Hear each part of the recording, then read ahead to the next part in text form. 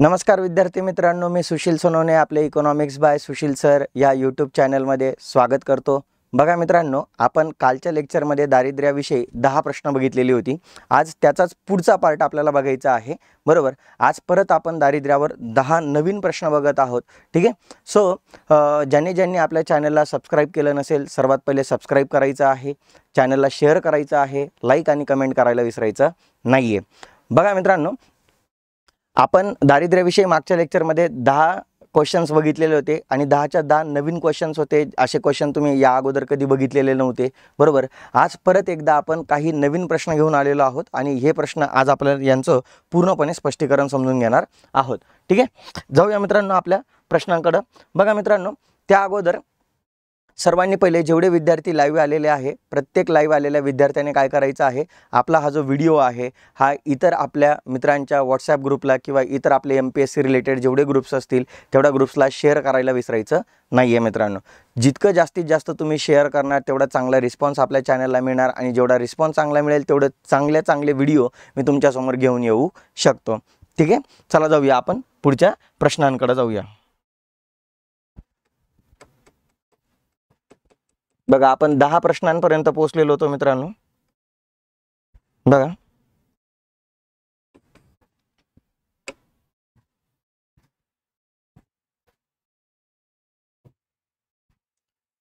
ठीक आहे, चलो। तर बघा मित्रांनो, आजच्या लेक्चरचा पहिला जो प्रश्न आहे, तर या प्रश्नामध्ये आपण काय म्हटलेलं आहे बघा मित्रांनो, कशाशी रिलेटेड प्रश्न दिलेला आहे आता हा बघा। जागतिक उपासमारीचा जो निर्देशांक आहे 2023चा, म्हणजेच काय ग्लोबल हंगर इंडेक्स, याविषयी आपल्याला विधानं देण्यात आलेली आहे आणि या विधानांविषयी आपल्याला अभ्यासून अयोग्य विधान किंवा विधाने कोणती आहेत ते आपल्याला ओळखायचं आहे। तर सर्वात पहिले आपल्याला माहिती पाहिजे मित्रांनो की हा जो ग्लोबल हंगर इंडेक्स आहे, तर हा सगळ्यात पहिल्यांदा 2006 साली जाहीर करण्यात आला होता। कधी जाहीर करण्यात आला होता? 2006 साली इफ्प्री नावाच्या संस्थेने, म्हणजे international food policy and research institute नावाची जी संस्था होती, तर या संस्थेद्वारे काय करण्यात आलेला होता, पहिल्यांदा जाहीर करण्यात आलेला होता की जगामध्ये अन्नामुळे उपासमार जी काही होत आहे, म्हणजेच लोकांना 2 वेळचं जर प्रॉपर किंवा आपण असं म्हणूया की पूर्ण दिवसभरासाठी त्याला जेवढी एनर्जी लागणार आहे एवढं एनर्जी देणारं फूड जर त्याला मिळत नसेल तर त्याची अन्नामुळे काय होते, उपासमार होते, असं आपण म्हणत असतो जनरली, बरोबर। मग 2006 मध्ये इफ्प्री नावाची international food policy and research institute नावाची जी संस्था होती, यांनी जगामध्ये प्रत्येक देशामधील उपासमार किती आहे हे मोजण्याचा पहिल्यांदा प्रयत्न केलेला होता। त्यानंतर गेल्या काही वर्षांपासून आता हाच जो निर्देशांक आहे, एक जर्मन ऑर्गनायझेशन आहे, आणि एक आयरिश एजन्सी आहे। आयरिश एजन्सीचं नाव आहे कन्सर्न वर्ल्ड वाईड आणि जर्मन ऑर्गनायझेशनचं नाव आहे वेल्ट हंगर हेल्फे। तर या ज्या 2 ऑर्गनायझेशन्स आहेत मित्रांनो, तर या 2 ऑर्गनायझेशन्सद्वारे काय केला जात आहे, ग्लोबल हंगर इंडेक्स डिक्लेअर केला जात आहे। तर हा जो ग्लोबल हंगर इंडेक्स आहे मित्रांनो, हा ग्लोबल हंगर इंडेक्स जाहीर करताना आपण 4 मुद्दे विचारात घेत असतो, 4 महत्त्वाच्या गोष्टी विचारात घेत असतो। त्याच्यामध्ये पहिला जो महत्त्वाचा मुद्दा आहे मित्रांनो, तर तो आहे बालमृत्यू आहे। बालमृत्यू म्हणजे काय रे मित्रांनो, की जगामध्ये म्हणजे एखाद्या देशामध्ये 5वा वाढदिवस पूर्ण करण्याच्या आतच असे किती बालक आहेत की ज्यांचा मृत्यू झालेला आहे, म्हणजेच 5 वर्षांच्या आतील बालकांचा एका आर्थिक वर्षामध्ये झालेला मृत्यू म्हणजेच काय असतो मित्रांनो, बालमृत्यू असतो, बरोबर। दुसरं, हा एक घटक विचारात घेतलेला होता। दुसरं आपण विचारात घेतलं होतं लोकसंख्येमधील कुपोषण। लोकसंख्येमधील कुपोषण, बरोबर। म्हणजेच संपूर्ण देशामध्ये कुपोषणाचं प्रमाण, म्हणजे प्रौढ लोकसंख्येमध्ये कुपोषणाचं जे प्रमाण आहे ते किती प्रमाणात आहे, हा दुसरा मुद्दा विचारात घेतला जातो हा निर्देशांक तयार करताना। आणि तिसरा जो निर्देशांक आहे हा आहे बालकांमधील कुपोषण। बालकांमधील कुपोषण नावाचा एक तिसरा निर्देशांक आहे। बरोबर. आणि बालकांमधील जे कुपोषण आहे तर ते आपण दोन प्रकारे दोन प्रकारे मोजत असतो. एक शुष्क कुपोषण आहे ज्याला चाइल्ड वास्टिंग म्हटलं जातं, आणि दुसरं आहे खुरटे कुपोषण. कोणतं कुपोषण म्हटलं जातं? खुरटे कुपोषण म्हटलं जातं. खुरटे कुपोषणालाच चाइल्ड स्टंटिंग म्हटलं जातं. बरोबर. तर असे हे तीन महत्त्वाचे जे घटक आहेत म्हणजे बालमृत्यू, लोकसंख्येतील कुपोषण आणि बालकांमधील कुपोषण. मग बालकांमधील जे कुपोषण आहे ते दोन घटकांच्या आधारावर आपण डिक्लेअर करत असतो. एक शुष्क कुपोषण म्हणजे ज्याला चाइल्ड वास्टिंग म्हणतात. म्हणजे चाइल्ड वास्टिंग म्हणजे काय रे मित्रांनो? तर बघा, उंचीनुसार वजन कमी असणं. कशानुसार? उंचीनुसार वजन कमी असणं याला चाइल्ड वास्टिंग म्हटलं जातं.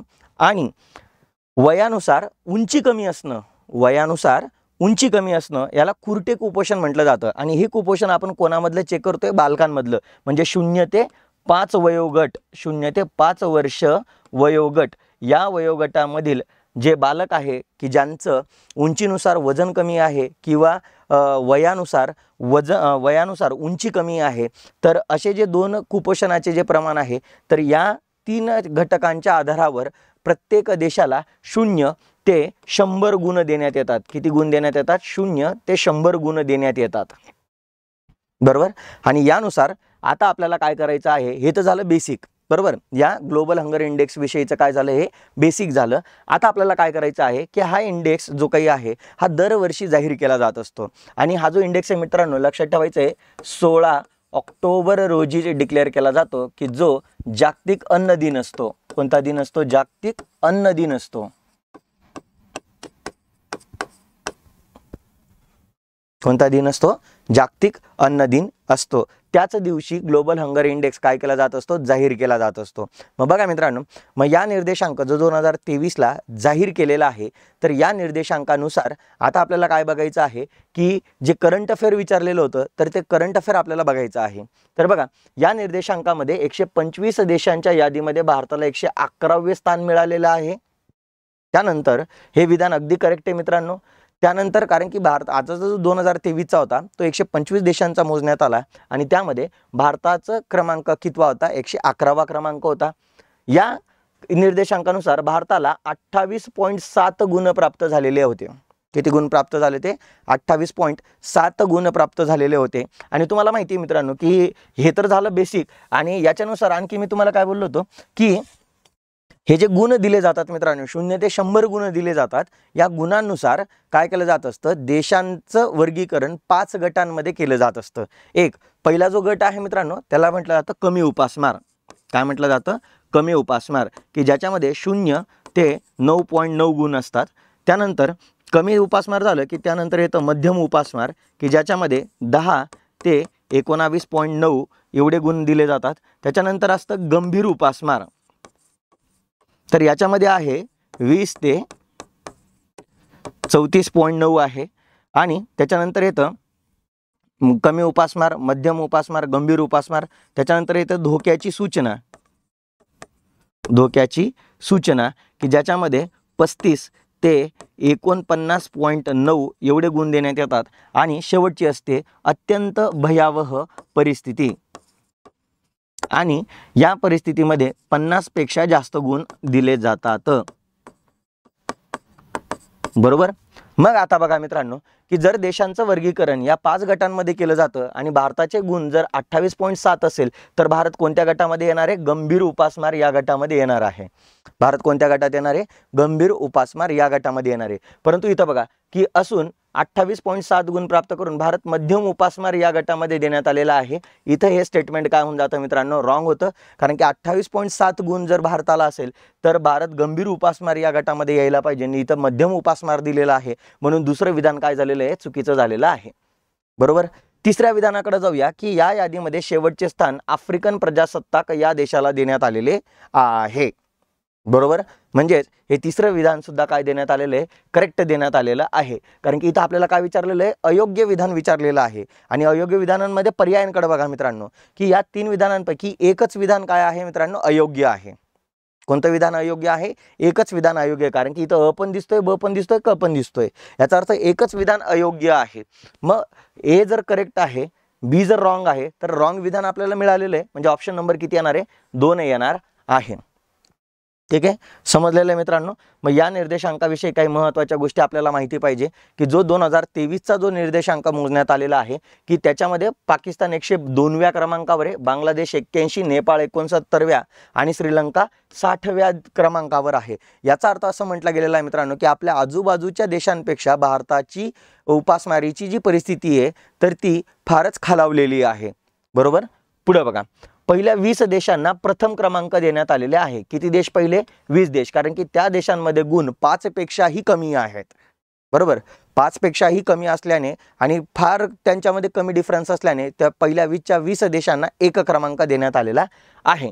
यात बेलारूस असेल, बोस्निया असेल, हर्जेगोविना असेल, चिली असेल, चीन असेल, तर हे देश सर्वोच्च म्हणजे या 20 देशांच्या यादीमध्ये यांचं पहिलं नाव येतं. बरोबर. आणि त्याच्यानंतर येमेनला 123, मादागास्कर 124, मध्य आफ्रिकन प्रजासत्ताक 125 सर्वात खाली आहेत. म्हणून म्हटलं ना आपण, आफ्रिकन प्रजासत्ताक देश हा सर्वात खाली होता. म्हणून लक्षात ठेवायचं मित्रांनो, 125व्या क्रमांकावर मध्य आफ्रिकन प्रजासत्ताक देश येतो. ठीक आहे, समजलंय करंट अफेअर तुम्हाला. जाऊया पुढच्या प्रश्नाकडे. बघा, जागतिक बहुआयामी दारिद्र्य निर्देशांक 2023 विषयी खालीलपैकी कोणती विधाने योग्य आहेत? बरोबर. मग आता आपल्याला काय करायचं आहे? योग्य विधानं शोधायची आहेत. बरोबर. तत्पूर्वी सर्व जे विद्यार्थी लाईव्ह आलेले आहेत त्यांनी आपला व्हिडिओ शेअर करायला विसरायचं नाही. पटापट आपल्या व्हॉट्सअप ग्रुपला शेअर करायचा आणि मग प्रश्नाकडे लगेच यायचं आहे. बघा, आता आपल्याला जागतिक बहुआयामी दारिद्र्य निर्देशांक म्हणजेच काय? बघा, global multi dimensional poverty index हा आपल्याला समजून घ्यायचा आहे. तर आता बघा मित्रांनो, याच्याविषयी काही फॅक्च्युअल आणि बेसिक म्हणजे कन्सेप्च्युअल रिलेटेड पार्ट आणि फॅक्च्युअल पार्ट असा मिळून हा क्वेश्चन फॉर्म करण्यात आलेला आहे, की याचा उद्देश एकच आहे की या प्रश्नाद्वारे तुमचा कन्सेप्च्युअल अभ्यास पण झाला पाहिजे आणि करंट रिलेटेड अभ्यास पण झाला पाहिजे. की जसं तुम्हाला माहिती पाहिजे मित्रांनो, की हा जो मानवी दारिद्र्य निर्देशांक HPI ह्युमन पॉवर्टी इंडेक्स जो डिक्लेअर केला जात होता 1997 पासून, हा इंडिकेटर कधीपासून डिक्लेअर केला जात होता? 1997 पासून. कशामध्ये? HDR मध्ये, ह्युमन डेव्हलपमेंट रिपोर्ट. जो मानव विकास अहवाल आहे हा 1990 पासून आपण जाहीर करतोय आणि त्या अहवालामध्ये 1997 मध्ये ह्युमन पॉवर्टी इंडेक्स HPI म्हणजेच मानवी दारिद्र्य निर्देशांक 1997 मध्ये जाहीर करण्यात आलेला होता. तेव्हापासून ते हा 2010 पर्यंत जाहीर केला जात होता. कोणता? HPI जाहीर केला जात होता. बरोबर. पासून हा निर्देशांक जाहीर केला जातो. आता मानवी दारिद्र्य निर्देशांक 2010 पासून सुरुवात झालेली होती का? मी आता सांगितलं सुरुवात कधी झाली होती? 1997 ला झाली होती. कधीपर्यंत जाहीर केला गेला? 1997 ते 2010 पर्यंत जाहीर केला गेला. मग 2010 ला हा इंडिकेटर बंद करण्यात आला आणि याच्या ऐवजी म्हणजे HPIच्या ऐवजी HPI ला बंद केलं आणि 2010 मध्ये MPI ला सुरू केलेलं होतं. MPI म्हणजेच काय? मल्टी डायमेन्शनल पॉवर्टी इंडेक्सला जाहीर केलेलं होतं. म्हणजेच HPI बंद झाला म्हणजे अविधान काय झालं? आपलं चुकीचं झालं. ठीक आहे. त्यानंतर बघा, हा जो निर्देशांक आहे हा 3 आयाम म्हणजे 3 डायमेन्शन आणि 12 निर्देशांकांद्वारे तयार केला जातो. तर आता बघा मित्रांनो, हा जो मल्टी डायमेन्शनल पॉवर्टी इंडेक्स आहे तर हा 12 निर्देशांकानुसार नसून 10 निर्देशांकांनुसार तयार केला जातो. किती निर्देशांकानुसार तयार केला जातो? 10 निर्देशांकानुसार तयार केला जात आहे. म्हणजे ब विधान पण आपलं काय आहे? चुकीचं आहे. ते 10 निर्देशांक कोणते आपण ते बघणारच आहोत. बरोबर. पण याच्यामध्ये जे 3 महत्त्वाचे डायमेन्शन्स आहेत तर ते कोणतं आहे? आरोग्य, शिक्षण, राहणीमानाचा दर्जा किंवा जीवनमानाचा दर्जा असे हे 3 महत्त्वाचे डायमेन्शन्स आहेत आणि त्या डायमेन्शनशी रिलेटेड 10 इंडिकेटर्स आहेत ज्याद्वारे मल्टी डायमेन्शनल पॉवर्टी इंडेक्स काय केला जातो? जाहीर केला जातो. मल्टी डायमेन्शन म्हणजे काय रे मित्रांनो? की गरिबीला खूप सारे अंग आहेत. म्हणजे एखादा व्यक्ती जो गरीब होत आहे तर तो गरीब होण्यामागं खूप सारी कारणं आहेत. बरोबर. म्हणजे एखादा व्यक्ती खूप वेगवेगळ्या गोष्टींद्वारे गरीब असणं यालाच काय म्हटलं जातं मित्रांनो? बहुआयामी दारिद्र्य म्हटलं जातं. जसं फॉर एक्झाम्पल एखाद्या व्यक्तीला राहायला घर नाही आहे, प्यायला शुद्ध पाणी नाही आहे, त्याला घालायला कपडे नाही आहे, त्याला 2 वेळचं अन्न प्रॉपर मिळत नाही आहे, त्याला शाळेत जाता येत नाही आहे, त्याला चांगलं आरोग्य सुविधा घेता येत नाही आहे, याचा अर्थ काय, तो व्यक्ती खूप साऱ्या अंगांनी गरीब आहे. या कन्सेप्टलाच काय म्हटलं जातं, बहुआयामी दारिद्र्य म्हटलं जात असतं. ठीक आहे. तर मग आता बघा इथं झालं क्लिअर. आणि या वर्षाची जी थीम होती म्हणजे 2023ची जी थीम देण्यात आलेली होती तर ती होती unstacking global poverty data for high impact action. ठीक आहे. दुसरं विधान दिलेलं आहे, विधान दिलेलं आहे की भारताने केवळ 15 वर्षामध्ये 415 दशलक्ष लोकांना दारिद्र्यातून बाहेर काढलेले आहे. ओके. तर आता आपल्याला इथं काय विचारलेलं आहे, योग्य विधान कोणतं आहे. बरोबर. तर आता आपल्याला इथं योग्य विधान शोधायचं आहे. तर बघा मित्रांनो, त्यासाठी आपल्याला पहिले करंट अफेअर माहिती पाहिजे. बेसिक पार्ट तर आपण शिकून घेतलेला आहे. बरोबर. बेसिक पार्ट आपण शिकून घेतलेला आहे. हे पहिल्या बेसिक पार्टनुसार हे पहिले 2च्या 2 जे काही निर्देशांक आहेत, जे 2 स्टेटमेंट दिलेले आहे ते चुकीचेच आहेत. बरोबर. फक्त आपल्याला चेक करायचं आहे की क आणि ड विधान हे करंट रिलेटेड डेटा आहे आणि तो आपण एकदा चेक करून घेऊया, मग आपण याच्याकडे जाऊया. जसं बघा, हे मी तुम्हाला बोललोच की हे ते 3 डायमेन्शन्स आहेत, आरोग्य, शिक्षण आणि राहणीमानाचा दर्जा. आणि यानुसारच बघा मित्रांनो, आरोग्याशी रिलेटेड 2 इंडिकेटर्स आहेत, पोषण आणि बालमृत्यू. त्याच्यानंतर शिक्षणाशी रिलेटेड शालेय वर्ष, बालक पटसंख्या आणि राहणीमानाचा निर्देशांकाशी संबंधित 6 इंडिकेटर्स आहेत. त्याच्यामध्ये मालमत्ता आहे, पिण्याचं पाणी आहे, इंधन आहे, वीज पुरवठा आहे, स्वच्छता आहे, गृहनिर्माण आहे. बरोबर मित्रांनो. आणि याचे SDG क्रमांक मी इथं मेन्शनसुद्धा केलेले आहेत आणि यांचं वेटेजसुद्धा मी इथं मेन्शन केलेलं आहे. हा तक्ता एकदा पाहून घ्यायचा आहे तुम्ही. ठीक आहे. पुढे बघा, मग याच्यामध्ये बघा इथं असं म्हटलेलं आहे की जागतिक स्तरानुसार जो आत्ताचा 2023चा इंडिकेटर डिक्लेअर केलेला आहे त्याच्यामध्ये असं म्हटलेलं आहे की 110 देशांमधील जवळपास 1.1 अब्ज जे लोक आहेत तर हे लोक एकूण लोकसंख्येच्या 18% आहेत. तर हे लोक तीव्र बहुआयामी दारिद्र्यामध्ये जीवन जगत आहेत. म्हणजे जगाची जी जवळपास 7 ते 8 अब्ज जी लोकसंख्या आज झालेली आहे तर या लोकसंख्येपैकी जवळपास 1.1 अब्ज जे लोक आहेत तर ते काय म्हटलेलं आहे, तीव्र बहुआयामी दारिद्र्यामध्ये जीवन जगत आहेत. बरोबर.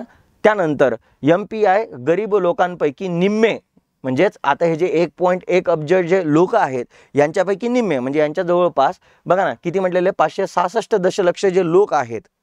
बरोबर. तर हे लोक 18 वर्षांच्या खालील मुले आहेत.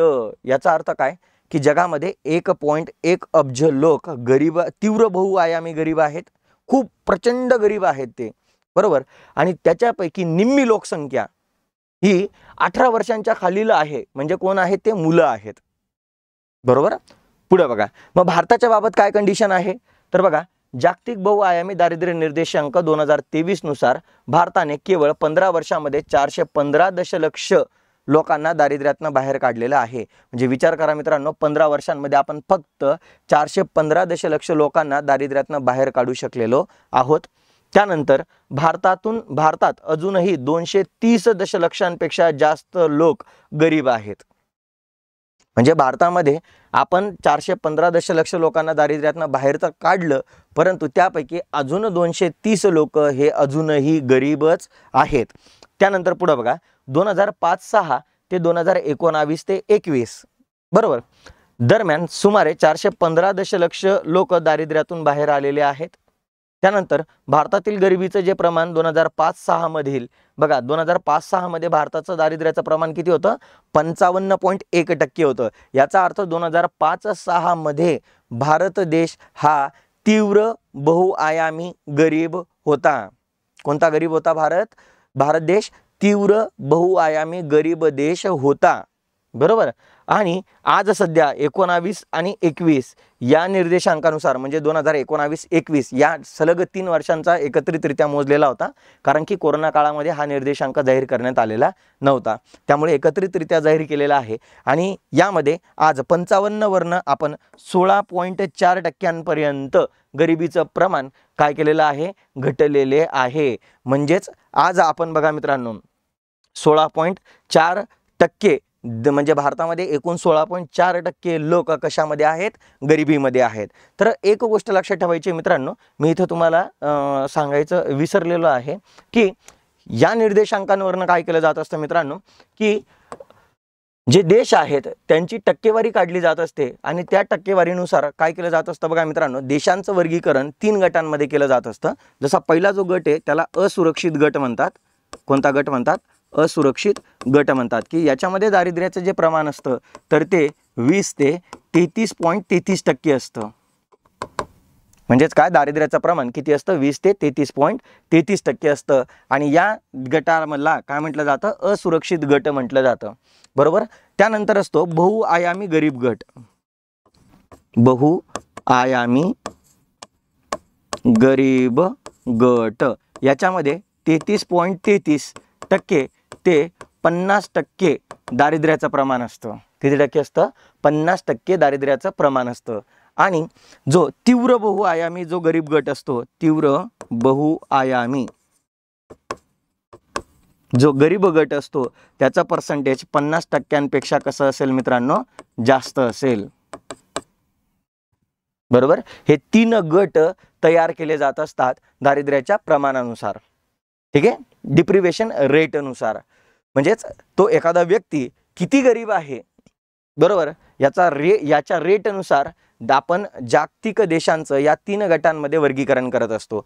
जर त्या देशाचा डिप्रिवेशन रेट हा 20 ते 33.33% असेल तर त्याला असुरक्षित गटामध्ये टाकलं जातं. जर त्या देशाचा डिप्रिवेशन रेट 33.33 ते 50% असेल तर बहुआयामी गरीब गटात मानलं जातं. आणि 50%पेक्षाही जास्त जर डिप्रिवेशन रेट असेल तर त्यालाच आपण तीव्र बहुआयामी गरीब गट असं म्हणत असतो. ठीक आहे, समजलं या प्रश्नाचं उत्तर? म्हणजेच आपले जे 2 स्टेटमेंट दिलेले होते बघा मित्रांनो, इथं यायचं आहे बघा. आपले जे 2 महत्त्वाचे जे स्टेटमेंट होते, कोणकोणते 2 महत्त्वाचे स्टेटमेंट होते? की या वर्षाची जी थीम होती ती unstacking global poverty data for the high impact action ही आहे. हे क विधान अगदी बरोबर आहे. त्यानंतर भारताने केवळ 15 वर्षामध्ये 415 दशलक्ष लोकांना दारिद्र्यातून बाहेर काढले आहे. तर हे विधान सुद्धा काय आहे मित्रांनो? करेक्ट आहे. मग आता आपल्याला विचारलं काय आहे? योग्य विधान विचारलेलं आहे. मग योग्य विधान कोणतं असणार आहे? क आणि ड. क आणि ड असा एखादा ऑप्शन आहे का? नाही आहे. बरोबर. क आणि ड हा ऑप्शन नाही आहे. मग याच्यामध्ये आपल्याला एखादा ऑप्शनमध्ये आपण करेक्शन करून घेऊया. बरोबर. क आणि ड असेल ना तर मग ठीक आहे, तुम्ही 2 नंबरला करा किंवा 3 नंबरला करा. तर जर तुम्ही 2 नंबरला करत असाल तर त्याच्यामधून ब निग्लेक्ट करून टाका, फक्त क आणि ड असा ऑप्शन ठेवा. करेक्शन करून घ्या, टायपिंग मिस्टेक झालेली आहे ती. तुम्ही काय करून घ्या, 2 नंबरचा जो ऑप्शन आहे त्याला टिक करून घ्या. त्याच्यामध्ये फक्त क आणि ड हा ऑप्शन करून घ्या. जो ब दिलेला होता त्याला इरेज करून टाका. ठीक आहे, ती टायपिंग मिस्टेक आहे, समजून घेऊया. पुढे जाऊया बघा, पुढच्या प्रश्नाकडे जाऊया. बघा आता पुढचा हा बेरोजगारीशी संबंधित प्रश्न आहे. या बेरोजगारीशी संबंधित काय प्रश्न विचारलेला बघा. नियतकालिक कामगार दल सर्वेक्षण, ज्यालाच इंग्लिशमध्ये periodic labour force periodic labour force survey म्हटलं जात असतं. काय म्हटलं जातं? पिरियॉडिक लेबर फोर्स सर्वे म्हटला जातो. आणि हा सर्वे 2022-23चा जो झालेला आहे त्यानुसार खाली काही विधानं देण्यात आलेली आहे. ती विधानं आपल्याला विचारात घ्यायची आहे. बरोबर. मग आता बघा मित्रांनो, सगळ्यात महत्त्वाचं या पिरियॉडिक लेबर फोर्स सर्वेनुसार आपण जरा चर्चा करूया. हा जो पिरियॉडिक लेबर फोर्स सर्वे आहे मित्रांनो, हा सगळ्यात पहिल्यांदा 1972-73 मध्ये करण्यात आलेला होता. कधी करण्यात आलेला होता? 1972-73 मध्ये पहिल्यांदा तयार करण्यात आलेला होता. आणि त्यानंतर तो असं ठरलं होतं की दर 5 ते 6 वर्षानंतर याचा आपण काय करायचं? कॅल्क्युलेट करत जायचा.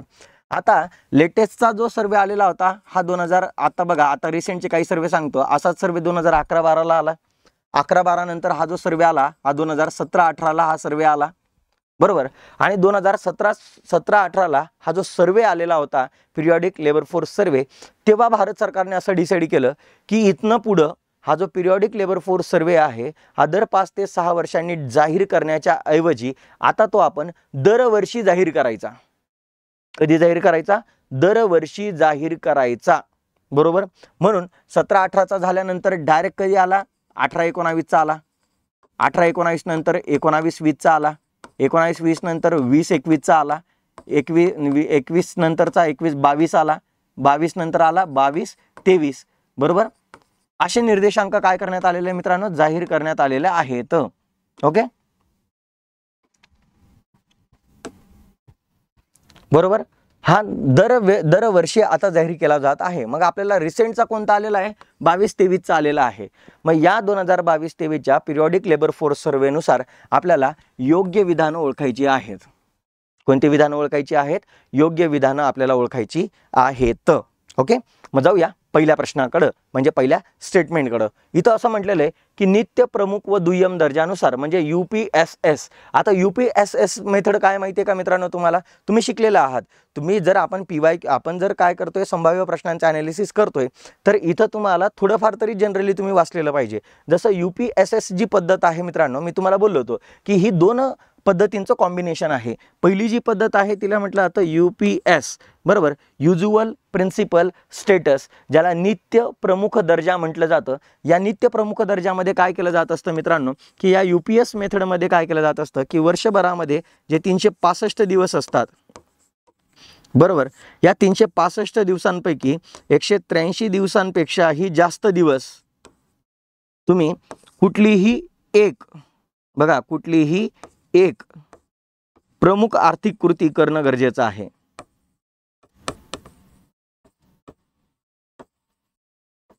याचा अर्थ काय की वर्षभरामध्ये तुम्ही कोणतंही एक काम 183 दिवसांपेक्षा जास्त दिवस करणं काय आहे?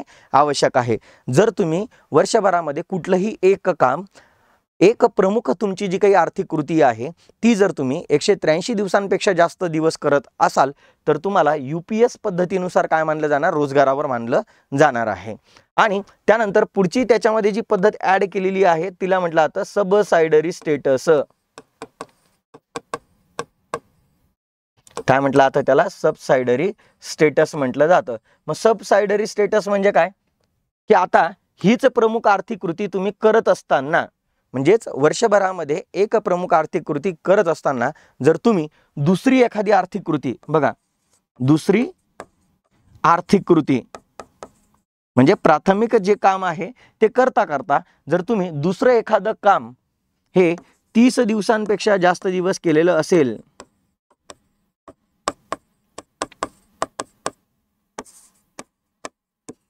तर तुम्हाला दुय्यम दर्जावरही रोजगारावर आहात तुम्ही असं मानलं जाणार, बरोबर। आणि या दोन्ही पद्धतींचं कॉम्बिनेशन म्हणजेच कोण असतं मित्रांनो? UPSS पद्धत राहते। मग या UPSS पद्धतीनुसार भारतामध्ये बेरोजगारीचा दर 2017-18 मध्ये 6% होता, बरोबर। किती टक्के होता? 6% होता। आणि या 2017-18च्या इथं 17-18 इथं 207 आहे, ते 2017-18 करून घ्या, ठीक आहे। तर या 2017-18 मध्ये ते 6% दारिद्र्याचा बेरोजगारीचा दर होता, तो कमी झालेला आहे। 2022-23 मध्ये तो फक्त 3.2% घटलेला आहे। याचा अर्थ 6% जे बेरोजगारीचा दर होता 17-18चा, तो 2022-23 मध्ये 3.2% झालेला आहे। तर हे स्टेटमेंट अगदी करेक्ट देण्यात आलेलं आहे मित्रांनो, की 6%वरून आज दारिद्र्याचं जे बेरोजगारीचं जे प्रमाण आहे तर ते 3.2% आलेलं आहे, म्हणजे घटलेलं आहे, बरोबर। मग आता बेरोजगारीचा दर कसा काढला जातो बघा मित्रांनो, तर बेरोजगारीचा जो दर आहे मित्रांनो, तर हा कसा काढला जातो? जी श्रमशक्ती आहे, काय म्हटलं जातं? जी श्रमशक्ती आहे, बरोबर, हे जे बेरोजगार असतात, बघा मित्रांनो, हे जे बेरोजगार असतात या बेरोजगारांना कशाने भाग द्यायचा असतो? श्रमशक्तीने भाग द्यायचा। बेरोजगारांना श्रमशक्तीने भाग द्यायचा आणि गुणिले 1000 करायचं। कारण की श्रमशक्ती म्हणजे काय असतं रे मित्रांनो, की देशामध्ये कामाची इच्छा आणि क्षमता असणाऱ्या लोकांची संख्या असते।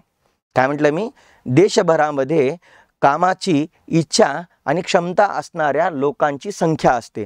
मग या एकूण श्रमशक्तीच्या दर 1000 व्यक्तींच्या मागे असे किती व्यक्ती आहेत की ज्यांना रोजगार प्राप्त झालेला नाही, बरोबर। हा रेशो म्हणजेच काय असतं मित्रांनो? तुमचा बेरोजगारीचा दर असतो।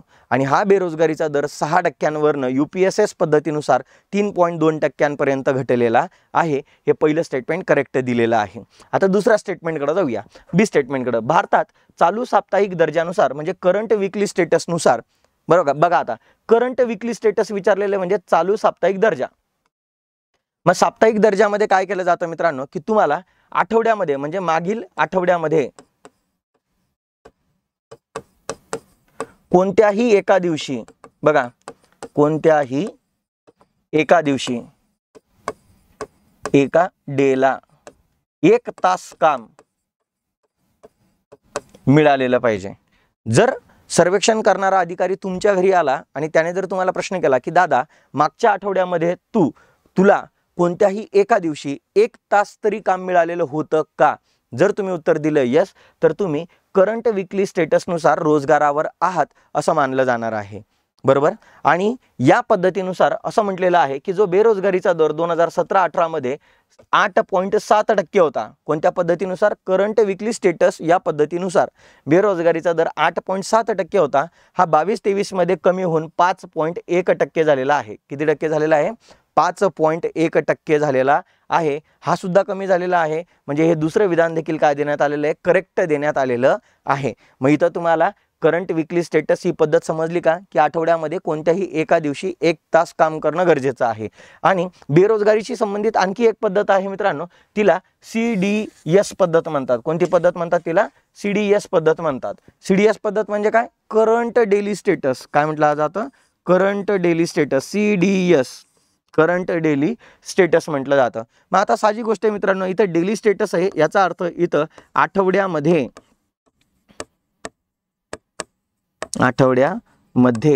दररोज 4 तास काम मिळालेलं पाहिजे. किती तास काम मिळालेलं पाहिजे? आठवड्यामध्ये तुम्हाला दररोज किमान कमीत कमी 4 तास तरी काम मिळालेलं पाहिजे, तर तुम्ही रोजगारावर आहात असं मानलं जाणार. आणि 2017-18 पासून या पद्धतीने हे रोजगार आणि बेरोजगार विषयक जे काही महत्त्वाचे इंडिकेटर्स आहेत ते मोजणं सध्या सरकारने बंद केलेलं आहे. करंट डेली स्टेटस पद्धतीनुसार बेरोजगारीचं किंवा रोजगाराचं मापन करणं सरकारने बंद केलेलं आहे. म्हणजे आज सध्या फक्त UPSS पद्धत आणि CWS पद्धत म्हणजे करंट विकली स्टेटस पद्धत या दोनच पद्धतींद्वारे रोजगार आणि बेरोजगारीची आकडेवारी जमा केली जात आहे. ओके, समजलंय मित्रांनो तुम्हाला? हे दोन्हीच्या दोन्ही विधानं काय आहेत? करेक्ट आहे. आणि तुम्हाला काय विचारलं होतं? योग्य विधान विचारलेलं होतं, म्हणून अ आणि ब दोन्हीही बरोबर आहेत. ठीक आहे, जाऊया पुढच्या प्रश्नाकडे. बघा, नीती आयोगाद्वारे स्थापन केलेल्या दारिद्र्यविषयक कृती दलाविषयी योग्य विधाने कोणती? आता बघा मित्रांनो, मी तुम्हाला बोललो होतो की भारतामध्ये दारिद्र्य मोजमापाची जी जबाबदारी होती तर ही कोणावर होती रे मित्रांनो? नियोजन आयोगावर होती. आणि तुम्हाला माहिती आहे, नियोजन आयोगाला आपण बरखास्त केलेलं होतं. त्याच्याऐवजी 1 जानेवारी 2015 पासून नीती आयोग आपण आणलेला होता. बरोबर. आणि मग दारिद्र्य मोजमापाची जी जबाबदारी आहे तर ती आता कोणावर येऊन टेकलेली आहे? नीती आयोगावर येऊन टेकलेली आहे. मग आता नीती आयोगाने सुद्धा दारिद्र्याचं मोजमाप करण्यासाठी एक कृती दल स्थापन केला होता आणि त्या कृती दलाविषयीच आपल्याला विधानं दिलेली आहेत आणि त्यांच्याविषयीच आपल्याला योग्य विधानं ओळखायची आहेत. ठीक आहे, पहिल्या विधानाकडे जाऊया. या समितीचा उद्देश दारिद्र्याची व्याख्या शोधणे आणि दारिद्र्य निर्मूलनाचा आराखडा बनवणे हा होतं. तर साहजिक गोष्ट आहे मित्रांनो, तर हे असणारच आहे, कारण की आता नियोजन आयोगाच्या ज्या सर्व गोष्टी आहेत त्या कोणाला पार पाडायच्या आहे? नीती आयोगाला. म्हणून नीती आयोगाने दारिद्र्याची व्याख्या काय असली पाहिजे आणि दारिद्र्य निर्मूलनाचा आराखडा कसा तयार केला पाहिजे यासाठी आता हा नीती आयोग कार्य करणार आहे. आणि त्यासाठीच नीती आयोगाने या समितीची स्थापना केलेली होती. म्हणून पहिलं स्टेटमेंट करेक्ट आहे. दुसऱ्या स्टेटमेंटकडे जाऊया. तर ही जी समिती होती या समितीने असं सांगितलं होतं की दारिद्र्य मोजणीची पद्धत सुचवण्यासाठी दुसरी समिती स्थापन करण्याची शिफारस केली होती. म्हणजेच हा जो कृती दल स्थापन केला होता या कृती दलाने काय सांगितलं की दारिद्र्य मोजमापासाठी किंवा दारिद्र्य मोजणीची जी काही पद्धत आहे ती सुचवण्यासाठी भारत सरकारने दुसरी एखादी समिती स्थापन करावी असं यांनी सांगितलेलं होतं. बरोबर. ही स्टेटमेंट काय आहे मित्रांनो? करेक्ट आहे. आणि तिसरं जे स्टेटमेंट दिलेलं आहे ते दिलेले तेंडुलकर पद्धतीनुसार दारिद्र्याचे मोजमाप सुरू ठेवावे असेही यांनी सांगितलेले आहे. तिसरंही विधान त्यांनी काय दिलेलं होतं मित्रांनो?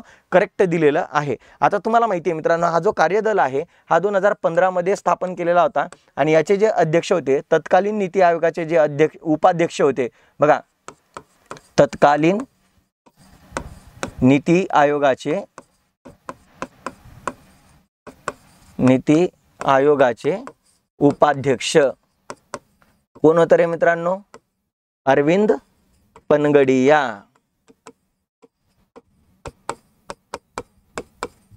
यांच्या अध्यक्षतेखाली ही काय करण्यात आली होती, समिती स्थापन करण्यात आलेली होती आणि त्यांनी या शिफारसी सादर केलेल्या होत्या. आणि आपल्याला विचारलेले योग्य विधान कोणतं, तर योग्य विधान कोणतं येणार मग, वरीलपैकी सर्व.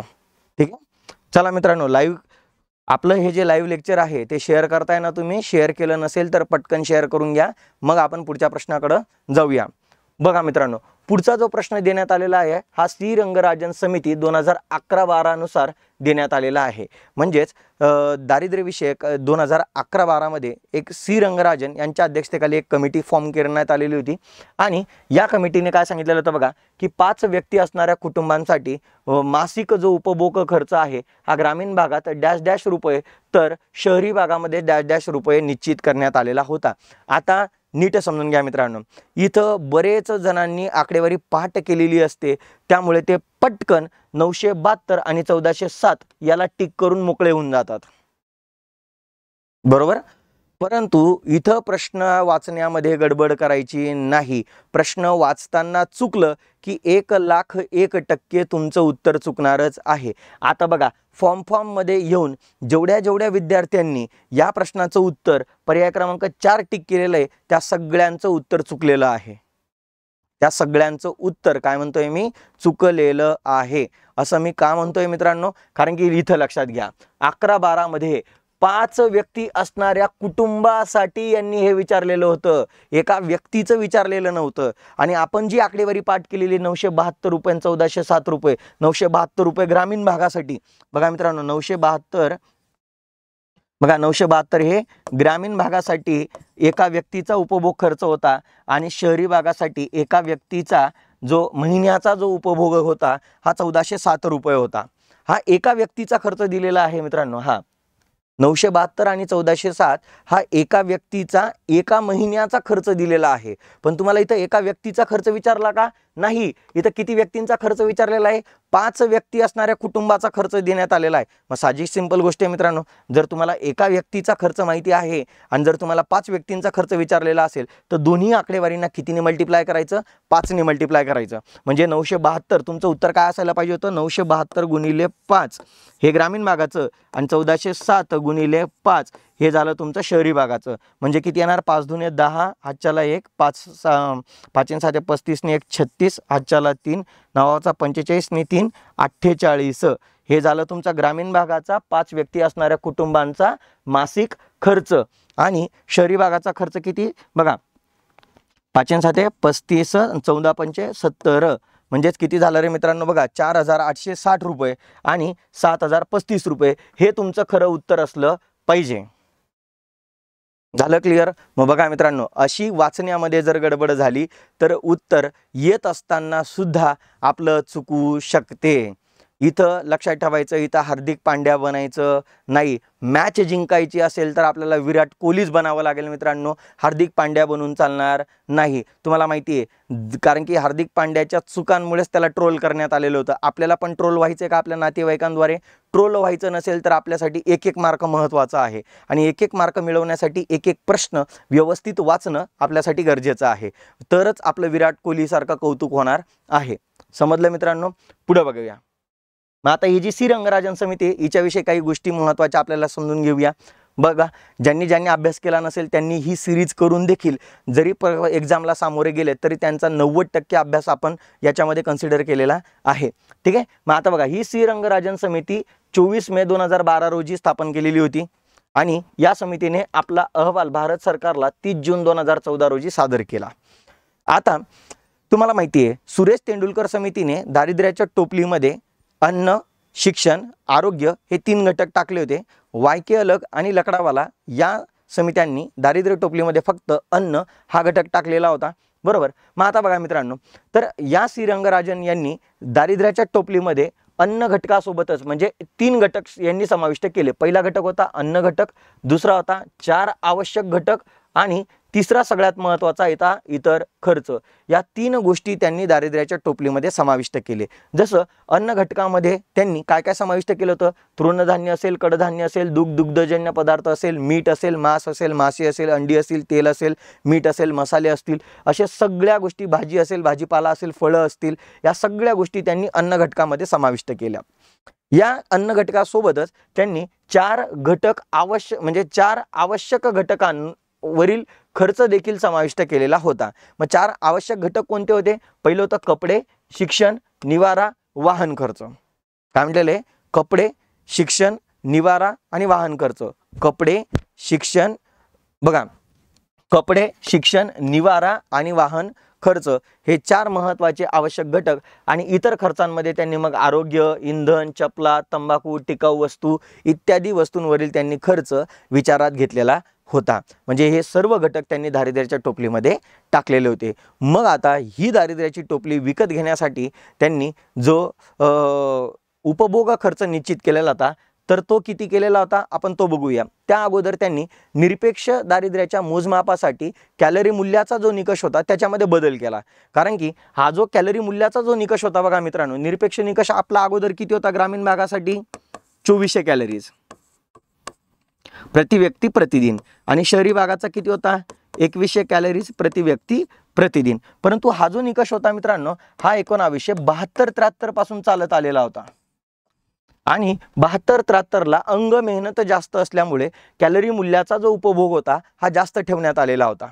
परंतु आज 2012 उगवलेला आहे, 11-12 उगवलेला आहे, आणि या 2011-12 मध्ये अनेक म्हणजे आता अनेक भागांमध्ये, ग्रामीण असेल किंवा शहरी भागामध्ये असेल, तर हा जो अंग मेहनत जी काही होती ती आता फार कमी झालेली आहे। यंत्रांच्या साहाय्याने कामं केली जात आहेत, म्हणून आता हा जो उच्च कॅलरीजचा जो उपभोग होता हा कमी केलेला होता सी रंगराजन यांनी। मग जसं ग्रामीण भागाचा 2400 कॅलरीजवरनं यांनी किती केलेला होता? 2155 कॅलरी प्रति व्यक्ती प्रतिदिन केला। आणि जो शहरी भागाचा 2100 कॅलरी होता तो 2090 कॅलरीज शहरी भागासाठी यांनी अपडेट केलेला होता। आणि मी तुम्हाला जसं बोललो की एवढा खर्च प्राप्त करण्यासाठी ग्रामीण भागातल्या व्यक्तीला 972 रुपये महिन्याला खर्च करणं अपेक्षित होतं, आणि शहरी भागातील व्यक्तीला 1407 रुपये महिन्याला खर्च करणं अपेक्षित होतं। म्हणजे एवढ्या कॅलरीज सोबतच या बाकीच्या गोष्टी विकत घेण्यासाठी ग्रामीण भागामध्ये 972 रुपये खर्च येणार होता, आणि एवढे दारिद्र्याची टोपली परचेस करण्यासाठी शहरी भागामध्ये 1407 रुपये खर्च एका व्यक्तीचा एका महिन्याचा होता। एका व्यक्तीचा एका महिन्याचा। पण आपल्याला एका महिन्याचा विचारला होता का? सॉरी, एका व्यक्तीचा विचारला होता का? नाही, 5 व्यक्तींचा विचारलेला होता, म्हणून 972 गुणिले 5 केलं आणि 1407 गुणिले 5 केलेलं होतं। ठीक आहे, पुढच्या प्रश्नाकडे जाऊया। पुढचा प्रश्न आहे, सुरेश तेंडुलकर समिती 2005 ने वर्ष 2011-12 साठी दारिद्र्य रेषा दैनंदिन दरडोई उपभोग खर्च डॅश डॅश रुपये आणि ग्रामीण भागासाठी, आणि इथं काय म्हटलेलं आहे की डॅश डॅश शहरी भागासाठी निश्चित केलेली आहे। म्हणजेच दैनंदिन विचारलेलं आहे। आता परत एकदा महत्त्वाची गोष्ट की आता इथं बऱ्याचदा आपण पाठ काय करून ठेवलेलं आहे की 2011-12 नुसार तेंडुलकर समितीनुसार आपला जो उपभोग खर्च आहे हा ग्रामीण भागासाठी, बघा, ग्रामीण भागासाठी 816 रुपये आहे, आणि शहरी भागासाठी 2011-12 नुसार हाच जो उपभोग खर्च आहे हा 1000 रुपये आहे। किती हजार आहे? 1000 रुपये आहे। हे आपलं पाठ आहे। परंतु इथं MPSC आयोगाने एकदम वन लाइनर क्वेश्चन विचारलेला आहे, किंवा आपण जो फॉर्म केलेला हा वन लाइनर क्वेश्चन आहे, अगदी सिंपल प्रश्न आहे, परंतु याचं उत्तर बऱ्याच जणांना देता येणार नाही। बरोबर? तर आता बघा मित्रांनो, तर हा जो उपभोग खर्च देण्यात आलेला आहे हा दैनंदिन दरडोई उपभोग खर्च आहे। म्हणजेच हा महिन्याचा खर्च असेल, हा महिन्याचा खर्च असेल, तर आपल्याला दैनंदिन खर्च विचारलेला आहे। दैनंदिन म्हणजे काय? दररोजचा खर्च विचारलेला आहे, आणि हा ग्रामीण भागासाठी आणि शहरी भागासाठीचा तेंडुलकर समितीने दिलेला आहे। जसं मी इथं घेतलेलं आहे बघा, हा जो चार्ट आहे याच्यामध्ये बघा मित्रांनो, इथं 2011-12 ची जी आकडेवारी आहे तिच्यावर फोकस करा। 2011-12 ची आकडेवारीसाठी NSSOच्या 68व्या फेरीचा वापर करण्यात आलेला होता। बरोबर? आणि एक मिनिट पेन चेंज करतो। बघा आता हे झालं किती करण्यात आला होता? 68व्या फेरीचा वापर करण्यात आला होता. त्यासाठी ग्रामीण भागामध्ये 816 रुपये उपभोग खर्च आणि शहरी भागाचा 1000 रुपये खर्च निश्चित करण्यात आलेला होता. त्यानुसार बघा मित्रांनो, जर आपल्याला माहिती मित्रांनो, हा जो खर्च आहे हा महिन्याचा खर्च आहे. हा कोणता खर्च आहे? महिन्याचा खर्च आहे. तर जर आपल्याला एका दिवसाचा खर्च काढायचा असेल तर भागिले काय करावं लागलं? 816 भागिले 30 आणि 1000 भागिले 30 जर आपण केलं तर लक्षात घ्या मित्रांनो, ग्रामीण भागामध्ये 27 रुपये प्रतिदिन खर्च येणार आणि शहरी भागामध्ये 33 रुपये प्रतिदिन खर्च येणार आहे. फक्त भागिले 30 करायचं होतं. कॉमन सेन्स होता मित्रांनो, आपल्याला लक्षात ठेवावं लागणार आहे. बरोबर. तर आता बघा मित्रांनो, यासाठी मी तुम्हाला बोललोय आपल्याला काय करायचं आहे, या ज्या दारिद्र्य विषयक समित्या आहेत यांची भन्नाट ट्रिक्स आहेत आपल्याकडे, त्या ट्रिक्ससाठी आपण सेपरेट लेक्चर घेणार आहोत. ठीक आहे, जाऊया पुढच्या प्रश्नाकडे. हे तुम्हाला लक्षात ठेवावं लागणार आहे. मग याचं उत्तर काय येणार आहे मित्रांनो? 27 आणि बघा 33 रुपये. ऑप्शन नंबर 2 येणार आहे. तेंडुलकर समितीविषयी तुम्हाला सगळ्यांनाच माहिती आहे. तेंडुलकर समिती कधी फॉर्म झाली होती? 2005 ला. हिने भारत सरकारला अहवाल कधी सादर केला होता? 2009 ला. कधी सादर केला होता? 2009 ला सादर केलेला होता. बरोबर. आणि यांनी दारिद्र्याच्या टोपलीमध्ये किती घटक टाकले होते? 3 घटक टाकले होते. कोणकोणते घटक टाकले होते? अन्न, शिक्षण आणि आरोग्य हे 3 घटक टाकलेले होते. आणि यांनी तेंडुलकर पद्धतीने काय सांगितलं होतं की लकडावाला पद्धत बंद करून काय करायचं होतं की यांची जी काही शिफारस होती ती स्वीकारण्याची शिफारस यांनी भारत सरकारला केलेली होती. आणि याच्यानुसार या समितीने 2004-05 असेल, 2009-10 असेल आणि 2011-12 असेल, तर या 3 वर्षांसाठी दारिद्र्याचं काय केलेलं होतं? मोजमाप केलेलं होतं. बरोबर. इथं होतं यांना 37.2% दारिद्र्य आढळलं संपूर्ण भारताचं.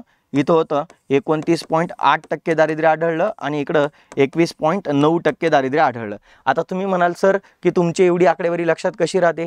तर यासाठी सुद्धा भन्नाट ट्रिक्स आहेत मित्रांनो. जसं जर मला कोणी विचारलं की उपभोग खर्च किती होता, मला माहिती आहे 2004-05 नुसार उपभोग खर्च किती होता, तर मी अप्रॉक्सिमेट आकडेवारी लक्षात ठेवलेली आहे. कसं? तर बघा 2004-05 नुसार जो उपभोग खर्च होता मित्रांनो, तर तो 400 आणि 500 काहीतरी रुपये होता.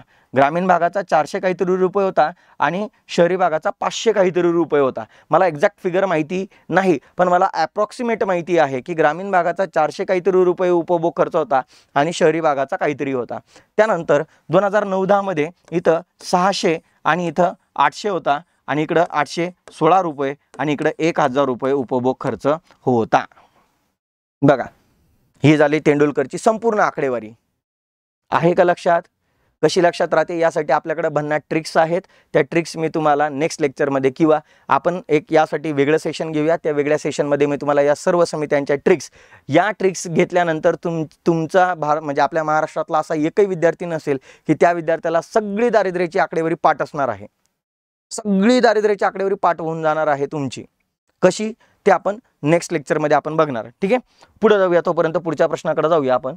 पुढे बघा, महत्त्वाचे आपले शेवटचे 4 प्रश्न राहिलेले आहेत. ते 4 प्रश्न अत्यंत महत्त्वाचे. इथनं पुढचे जे 4 प्रश्न याला मोस्ट IMP करून ठेवायचं आहे. आणि हे प्रश्न आता तुम्हाला मी परत एकदा सांगेल की जास्तीत जास्त विद्यार्थ्यांना शेअर करा मित्रांनो. आता लगेच लाईव्ह लेक्चर आहे. मी तुम्हाला सांगतो आपण कसं करतो मित्रांनो, जर आपण लाईव्ह लेक्चर बघितलं तर त्याचे 2-3 फायदे होतात. आपल्याला आलेला डाऊट आपण लगेच विचारू शकतो. परंतु महत्त्वाची गोष्ट काय राहते की जेव्हा तुम्ही हा व्हिडिओ होऊन जातो आणि हा व्हिडिओ लाईव्ह लेक्चर झाल्यानंतर जेव्हा तुम्ही बघतात तर त्यावेळी तुम्ही कंटाळा करतात. चला 1 तासाचा व्हिडिओ आहे, अरे यार हा 1 तास कधी संपेल. तुम्ही काय करतात? व्हिडिओ बघायचा कंटाळा करतात. आणि व्हिडिओ बघायचा कंटाळा केला की तुम्हाला माहिती आहे कंटाळा आला की कामं पेंडिंग पडतात.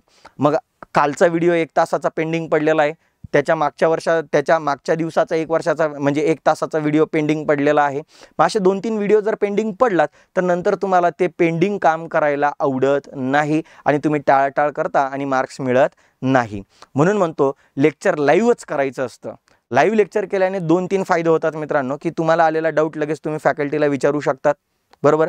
महत्त्वाची गोष्ट की अशा अनेक गोष्टी आपल्या अभ्यासामध्ये आलेल्या नसतात. बरोबर. आणि इथनं पुढे मी तुम्हाला बोललो ना, इथनं पुढचे जे 4 प्रश्न हे आजपर्यंत तुमच्या अभ्यासात आलेले नाही आहेत आणि त्याच्यावरच प्रश्न फॉर्म केलेला आहे. MPSC आयोगाने मुख्य परीक्षांमध्ये यांच्यावर 1 ते 2 वेळा प्रश्न विचारलेला आहे. म्हणूनच लाईव्ह लेक्चर महत्त्वाचं असतं मित्रांनो. म्हणून आता जेवढे विद्यार्थी लाईव्ह आहेत त्यांनी प्रत्येकाने आपल्या इतर व्हॉट्सअप ग्रुपला काय करायचा, हा व्हिडिओ शेअर करायचा आहे. पुढे बघा, मोस्ट IMP प्रश्न आहे, ग्रामीण भागात दारिद्र्य रेषेखालील जनगणना करण्याच्या पद्धतीचा आढावा घेणे आणि दारिद्र्य रेषेखालील कुटुंबांची ओळख पटविण्यासाठी ग्रामीण विकास मंत्रालयाने खालीलपैकी कोणाच्या अध्यक्षतेखाली एक तज्ज्ञ गटाची स्थापना केलेली होती. काय म्हटलेलं आहे, दारिद्र्य रेषेखालील जनगणना करण्यासाठी, म्हणजे BPL जनगणना. कोणती जनगणना? BPL, below poverty line. म्हणजे दारिद्र्य रेषेखाली किती लोक जीवन जगत आहे याचा आढावा घेण्यासाठी, या आकडेवारीचं मोजमाप करण्यासाठी कोणाच्या अध्यक्षतेखाली ग्रामीण विकास मंत्रालयाने समिती स्थापन केलेली होती, याच्यावर आपल्याला प्रश्न विचारण्यात आलेला आहे. तर बघा मित्रांनो, की ही जी जनगणना आहे, दारिद्र्य रेषेखालील जी जनगणना आहे, ही करण्यासाठी आपण सुरुवात 1992ला केलेली होती. म्हणजे भारतामध्ये सर्वात पहिली BPL जनगणना, बघा बरं का, BPL जनगणना म्हणजे दारिद्र्य रेषेखालील लोकांना ओळखण्यासाठी भारत सरकारने जी जनगणना चालू केली, तर ही जनगणना सगळ्यात पहिल्यांदा 1992ला करण्यात आली. पहिली जनगणना कधीसाठी? 1992 साठी. म्हणजेच 8वी पंचवार्षिक योजना, बघा पंचवार्षिक योजना, बघा आपल्याला 8वी पंचवार्षिक योजना तयार करायची होती आणि त्याच्यामध्ये दारिद्र्य निर्मूलनावर काम करायचं होतं. आणि ते दारिद्र्य निर्मूलन विषयक योजना तयार करण्यासाठीच आपण 1992ला पहिल्यांदा BPL जनगणना राबवली. यानुसार, या जनगणनेनुसार आपण 8वी पंचवार्षिक योजना तयार केली. त्यानंतर 1997ला दुसरी जात आपण काय केलं, BPL जनगणना केली, ती 9वी पंचवार्षिक योजनेसाठी. आणि तिसरी जनगणना आपण 2002 साली जाहीर केलेली होती, तिच्यासाठी 10वी पंचवार्षिक योजना तयार करण्यासाठी आपण आतापर्यंत या 3 BPL जनगणना केलेल्या आहेत. हे आजपर्यंत मला माहिती आहे मित्रांनो, तुमच्या वाचण्यात आलेलं नाहीये, म्हणूनच याच्यावर क्वेश्चन फॉर्म केलेला आहे की आतापर्यंत 3 वेळा आपण काय केलेलं आहे रे, BPL जनगणना केलेल्या आहेत, बरोबर. मग आता बघा, मग याच्यासाठी भारत सरकारने काय केलेलं होतं मित्रांनो, NC सक्सेना यांच्या अध्यक्षतेखाली एक ग्रामीण भागासाठी, नीट लक्ष द्या मित्रांनो, ग्रामीण भागासाठी 2009 मध्ये NC सक्सेना यांच्या अध्यक्षतेखाली एक कमिटी फॉर्म केली होती. या कमिटीचं काम होतं की ग्रामीण भागामध्ये कोणतं कुटुंब किंवा कोणता व्यक्ती दारिद्र्य रेषेच्या खाली आहे त्याची ओळख पटवणं, बरोबर, आणि त्यांचं मोजमाप करणं, हे काम NC सक्सेना समितीकडे देण्यात आलेलं होतं. आणि SR हाशिम समितीला शहरी भागातील BPL जनगणना काउंट करण्यासाठी काम देण्यात आलेलं होतं आणि ही समिती स्थापन केली होती 2010 मध्ये. म्हणून लक्षात घ्या मित्रांनो, BPL जनगणना ग्रामीण भागामध्ये करण्यासाठी NC सक्सेना समिती होती 2009ला, आणि ओळख पटवण्यासाठी, म्हणजे कोणता व्यक्ती दारिद्र्य रेषेच्या खाली आहे त्याची ओळख पटवायची आणि त्याचं मोजमाप करण्यासाठी NC सक्सेना समिती ग्रामीण भागासाठी 2009 मध्ये, तर SR हाशिम समिती 2010 मध्ये शहरी भागासाठी लागू केलेली होती, बरोबर. या 2 समित्या तर आपल्याला माहिती आहे. आणि मला माहिती आहे ना मित्रांनो, की अनेक वेळा तुम्ही या 2 समितींचं नाव ऐकलेलं नसतं, म्हणून तुम्ही कन्फ्युजन करतात. एक तर सुरेश तेंडुलकर, एक तर श्रीरंगराजनला तुम्ही टिक करून मोकळे झालेले असतात, बरोबर. पण असं केलेलं नाहीये, ही गोष्ट लक्षात ठेवा मित्रांनो. पुढे जाऊया. मग बघा, मी तुम्हाला बोललोच होतो की मी तुम्हाला ही सगळा डेटा सांगितलेला आहे की 92 मध्ये आपण सगळ्यात पहिल्यांदा BPL जनगणना केली 8व्या पंचवार्षिक योजनेसाठी, 2002 मध्ये 10व्या पंचवार्षिक योजनेसाठी, आणि 1997 मध्ये 9व्या पंचवार्षिक योजनेसाठी आपण BPL जनगणना केलेली होती. मग ग्रामीण भागामध्ये NC सक्सेना आणि शहरी भागामध्ये SR हाशिम कमिटी, हे आपण ऑलरेडी बघितलेलं होतं, ठीक आहे. पुढचे 3 महत्त्वाचे प्रश्न, त्याच्यामध्ये याला मोस्ट IMP करून ठेवा मित्रांनो. या इथनं पुढचे जे 3 प्रश्न यांनाही मोस्ट IMP करून ठेवा. पुढे बघा, SR हाशिम समितीनुसार शहरी भागात खालीलपैकी कोणत्या कुटुंबांना दारिद्र्य रेषेखाली मानले जाणार.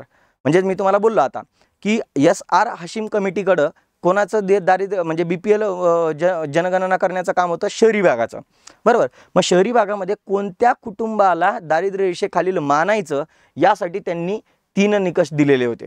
आता या 3 निकषांपैकी आपल्याला योग्य निकष कोणता आहे हे शोधायचं आहे.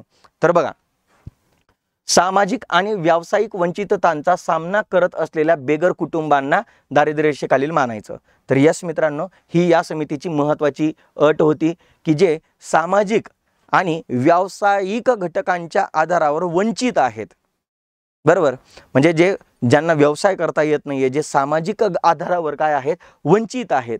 तर अशा वंचित जे बेघर कुटुंब आहेत, ज्यांना घर नाही आहेत, असे जे कुटुंब आहेत यांना BPL मध्ये म्हणजे दारिद्र्य रेषेखालील मानलं जावं अशी यांची पहिली अट होती.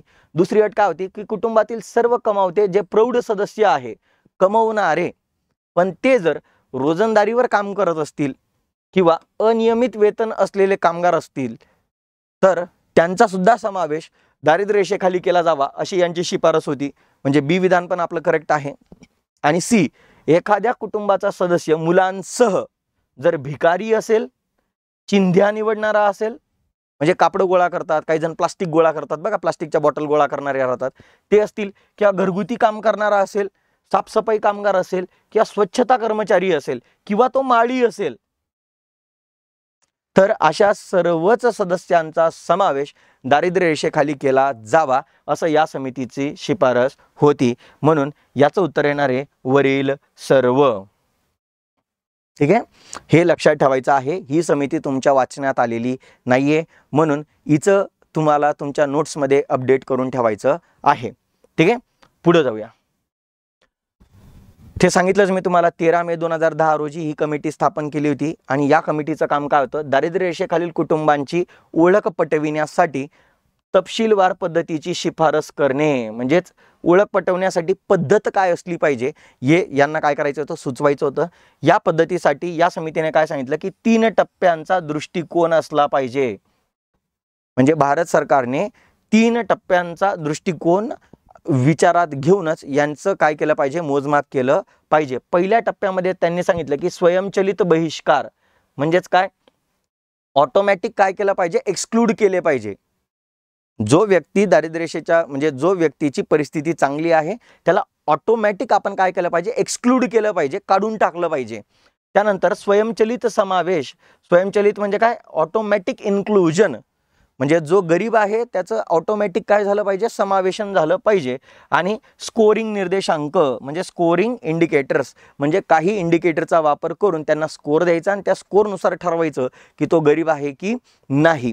बरोबर, अशा या 3 दृष्टिकोनांद्वारे एखाद्या कुटुंबाची गरीब म्हणून ओळख पटवणं गरजेचं आहे असं SR हाशिम कमिटीने सांगितलेलं होतं. आणि ही कमिटी शहरी भागासाठी होती, नीट लक्षात ठेवायचं आहे. NC सक्सेना ग्रामीण भागासाठी, तर SR हाशिम कमिटी शहरी भागासाठी होती.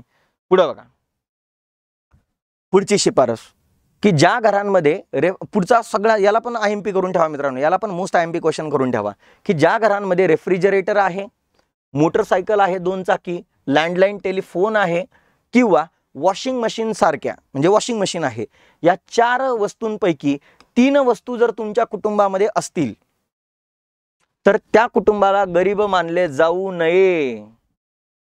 म्हणजे जर तुमच्याकडे या 4 वस्तूंपैकी कुठल्याही 3 वस्तू तुमच्याजवळ असतील, एकतर तुमच्याजवळ रेफ्रिजरेटर असेल, मोटरसायकल असेल, किंवा तुमच्याकडे वॉशिंग मशीन असेल, किंवा लँडलाईन टेलिफोन असेल, या 4 गोष्टींपैकी कोणत्याही 3 गोष्टी जर तुमच्याजवळ असतील तर तुम्ही गरीब नाहीत असं कोणीच म्हटलेलं होतं. अशी शिफारस कोणी केलेली होती? तर अशी शिफारस SR हाशिम कमिटीने केलेली होती. कारण की साधी गोष्ट मित्रांनो, ग्रामीण भागामध्ये रेफ्रिजरेटर असणं, मोटरसायकल आता पाहायला मिळत आहेत, आता सगळ्याच गोष्टी पाहायला मिळत आहेत. परंतु हा पूर्वीचा काळ होता, अजून एक इथनं पुढचा मागचा 10 ते 12 वर्षांचा काळ होता. त्या काळामध्ये refrigerator, motorcycle, landline telephone, washing machine सारख्या सुविधा हे गरीब लोकांना परवडणाऱ्या नाही आहेत मित्रांनो. त्यामुळे ज्यांच्याजवळ या गोष्टी असतील त्यांना गरीब म्हणायचं नाही असं SR हाशिम कमिटीने सांगितलेलं होतं. आणि जनरली या शहरी भागासाठी ही कमिटी होती, बरोबर. म्हणून त्यांनी सांगितलं की ज्यांच्याजवळ या 3 गोष्टी आहेत त्यांना गरीब म्हणायचं नाही. ठीक आहे, जसं आपण हे बघितलेलंच आहे की ही समिती आपण कधी सांगितली होती? 2010ला डिक्लेअर केलेली होती. आणि आजचा शेवटचा प्रश्न, या शेवटच्या प्रश्नामध्ये काय म्हटलेलं बघा मित्रांनो, खालीलपैकी कोणत्या समितीच्या शिफारसींच्या आधारावर ग्रामीण विकास मंत्रालयाने 2011 मध्ये सामाजिक, आर्थिक आणि जाती जनगणना सुरू केली? आता जाती जनगणनेचा प्रश्न बघा मित्रांनो, तुम्हाला राहुल गांधींनी पूर्ण लोकसभेच्या निवडणुका याच्या आधारावर लढलेल्या होत्या. मग लोकसभेच्या निवडणुकीच्या धर्तीवर हा प्रश्न खूप जास्त गाजलेला होता. कोणता? जाती जनगणना. कोणता शब्द गाजलेला होता? जाती जनगणना. म्हणून बघा मित्रांनो, ही जाती जनगणना आणि सामाजिक आणि आर्थिक घटकांच्या आधारावर जाती जनगणना करणं हे कोणी शिफारस केलेली होती किंवा कोणत्या समितीच्या शिफारसींच्या आधारावर हे करण्यात आलं, तर यासाठी आपल्याला प्रश्न विचारला जाऊ शकतो. तर बघा मित्रांनो, आपण जे म्हटलं होतं ना की आपण जी सोशिओ इकॉनॉमिक कास्ट सेन्सस ज्याला म्हटलं जातं, बघा आपण काय म्हटलं होतं, बीपीएल कुटुंबांची ओळख पटविण्यासाठी 2009 ला ग्रामीण भागामध्ये कोणती समिती स्थापन केली होती? आपण NC सक्सेना समिती आपण स्थापन केलेली होती, बरोबर. आणि याच समितीने सांगितलं होतं मित्रांनो की भारतामध्ये सामाजिक आर्थिक आणि जाती जनगणना केली पाहिजे अशी शिफारस केलेली होती. आणि तेव्हापासूनच मित्रांनो 2011 पासून सोशिओ इकॉनॉमिक कास्ट सेन्सस सुरू झाली आणि ही मार्च 2016 मध्ये समाप्त केलेली होती, संपली. कधी सुरू केली? 2011 ला सुरू केलेली होती. सोशिओ इकॉनॉमिक कास्ट सेन्सस 2011 ला आपण सुरू केली आणि ही संपली कधी? मार्च 2016 ला संपलेली आहे. आणि ही कोणाच्या शिफारसीच्या आधारावर केलेली होती? NC सक्सेना समितीच्या शिफारसींच्या आधारावर आपण ही जनगणना स्टार्ट केलेली होती. ओके, पुढे बघा, कारण की याच्यामध्ये तुम्हाला C चंद्रमौळी दिसतील की ज्यांच्या म्हणजे यांच्या अध्यक्षतेखालीच आपण 2011 ची काय केलेली होती? जनगणना मोजलेली होती, बरोबर. हे जनगणना आयुक्त होते, बरोबर. पुढे बघा, स्पष्टीकरण पाहून घेऊया आपण. जसं मी तुम्हाला बोललो की ही समिती दारिद्र्य रेषेखालील कुटुंबांचा आढावा घेण्यासाठी स्थापन केली होती ऑगस्ट 2009 मध्ये NC सक्सेना कमिटी. या कमिटीने काय म्हटलं होतं? जाती जनगणना म्हणजे आपण दारिद्र्य रेषेखालील जनगणना करण्याच्या पद्धतीचा आढावा घेणे आणि BPL कुटुंबांची ओळख पटविण्यासाठीच या समितीची स्थापना केली. 2011 मध्ये मग मिनिस्ट्री ऑफ रूरल डेव्हलपमेंट ने सामाजिक आर्थिक आणि जाती जनगणना सुरू केली. कोणाच्या शिफारसींच्या आधारावर? या NC सक्सेना कमिटीच्या शिफारसींच्या आधारावर, की ज्याच्यामध्ये त्यांनी घरोघरी जाऊन ग्रामीण आणि शहरी दोन्ही भागांमध्ये सामाजिक आर्थिक माहिती काय करायची? गोळा करायची. याचा उद्देश दारिद्र्य रेषा बदलायचा हा नव्हता.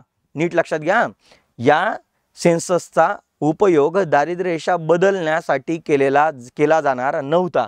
बघा, बदलणे हा नव्हता, दारिद्र्य रेषा बदलणं हा याचा उद्देश नव्हता.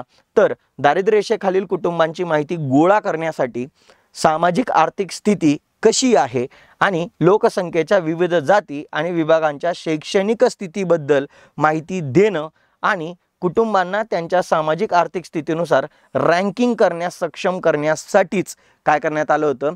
हे सेन्सस करण्यात आलेलं होतं. जसं मी तुम्हाला बोललो, जून 2011 मध्ये हे सर्वेक्षण सुरू झालं आणि मार्च 2016 मध्ये हे सर्वेक्षण पूर्ण झालेलं आहे. बघा मित्रांनो, एवढे प्रश्न आपल्याला आजच्या लेक्चरमध्ये घ्यायचे होते, बरोबर. ज्या विद्यार्थ्यांना आता PDF मिळालेली नसेल त्यांनी आपल्या इकॉनॉमिक्स ट्युटोरियल्स नावाच्या टेलिग्राम चॅनलला जायचं आहे. त्या टेलिग्राम चॅनलला मी दररोज होणाऱ्या लेक्चरची PDF काय करत असतो? अपलोड करत असतो. आणि लेक्चर पण तुम्हाला इथं अपलोड भेटून जातील. यूट्यूबचे सर्व लेक्चर यूट्यूब चॅनलला तुम्ही सबस्क्राईब करायचं आहे, जेणेकरून तुम्हाला नवनवीन व्हिडिओ मिळत राहतील, बरोबर. फेसबुक आणि इंस्टा आपला ID पण आहे, त्यावर देखील तुम्ही मला फॉलो करू शकतात. आता जे टेलिग्राम चॅनलला नसतील त्यांना जर माझी PDF हवी असेल आपल्या लेक्चरची, तर 9657019760 बरोबर, या नंबरला तुम्ही मला व्हॉट्सॲप देखील करू शकतात. ठीक आहे, समजलंय मित्रांनो? चलो थांबूया. थँक्यू सो मच मित्रांनो, बाय बाय.